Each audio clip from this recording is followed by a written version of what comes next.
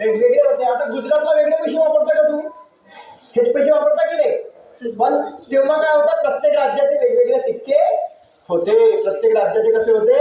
वेगवेगळे सिक्के होते. म्हणजे इथला रुपया गुजरातला चालणार नाही, पण आता चालतो की नाही? म्हणजे आता पूर्ण राज्य एक झालं. पूर्वी काय होते, सगळे वेगवेगळे होते. काही मध्ये राजा होता तर काही मध्ये गणराज्य होतं ना. आणि त्यांची प्रत्येकाची स्वतंत्र नाणी होती. नाणी म्हणजे सिक्के, पैसे, रुपये है ना. बरं, या नाणीमध्ये सुद्धा आपल्याला इतिहास समजतो. आपण शिकलोय ना, ते भौतिक साधन आहे. नाणी भौतिक साधन, त्या सिक्क्यावरच्या राजाची फोटो असायची. मग त्या फोटोमध्ये आपल्याला कळलं की हा राजा झाला होता, हा राजा झाला होता. त्या राजाचं नाव होता चंद्रगुप्त. कुठून कळलं आपल्याला? त्या नाणीवरून. मग काही हळूहळू अधिक बलशाली झाली, ताकदवर झाली ना. त्यांच्या भौगोलिक सीमा विस्तारल्या. पहिले काय बघितलं होती? हल्ला होती. शिकलो ना, दाखवलं मी तुम्हाला. मग काय केलं? एका जनपदाने दुसऱ्या जनपदाला हमला केला. त्याच्यावर काय केला? आक्रमण केलं आणि त्याला जिंकून घेतलं. त्या लोकांनी हमला केला आणि त्या लोकांनी आपली सीमा काय केली? विस्तारली है ना. अशा जनपदांना आता मला हा प्रश्न तयार होतो की जनपद आणि महाजनपदामध्ये काय अंतर आहे? तर जनपद काय होती बेटा? जनपद लहान होती. कशी होती? लहान होती. मग 2-3 जनपद मिळून काय तयार झालं बेटा? एक महाजनपद निर्माण झाला. काय तयार झाला? महाजनपद निर्माण झाला.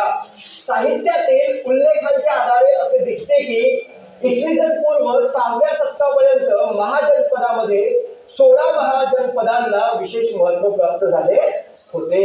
आपल्याला जे लिखित साहित्य भेटलेले आहेत ना, त्या लिखित साहित्यावरून आपल्याला काय कळते बेटा?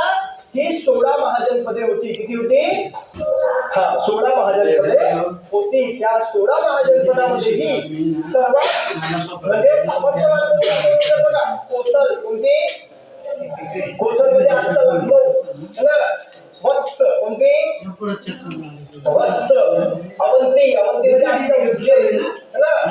आणि मगध म्हणजे आजचा बिहार, पटना जवळ है ना. हे सगळं हे मुख्य सामर्थ्यवान महाजनपदे होती. कोणती? कोसल, वत्स, अवंती आणि मगध. तर आता आपण त्या 4 जनपदाबद्दल माहिती बघून घेऊ. त्या 4 जनपदाबद्दल वेगवेगळी माहिती बघून घेऊ. ठीक आहे.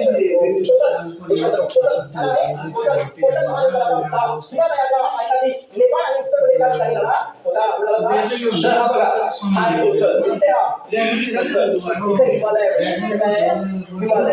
हिमालयाच्या पायथ्याशी भाग आहे. हा कोणता कोसल महाजनपदाचा भाग होता. कोणता होता? कोसल महाजनपदाचा भाग होता. नेपाळ देश आहे. हिमालयाच्या पायथ्याशी नेपाळ नावाचा लहानसा देश आहे. नेपाळ